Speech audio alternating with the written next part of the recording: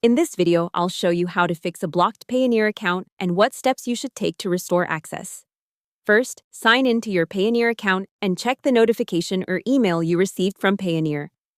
When an account is blocked or restricted, Payoneer usually explains the reason and tells you what action is required to resolve the issue. Next, go to the verification center in your account. To find it, click your profile icon, go to Settings, and open Verification Center.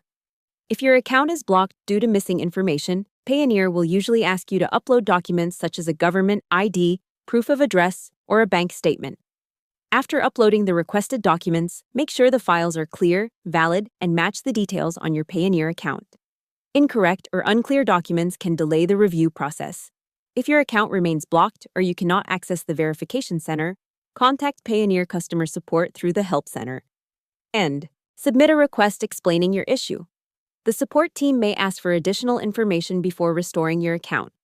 Once Payoneer reviews and approves the information you submitted, the restriction may be removed and your account access restored.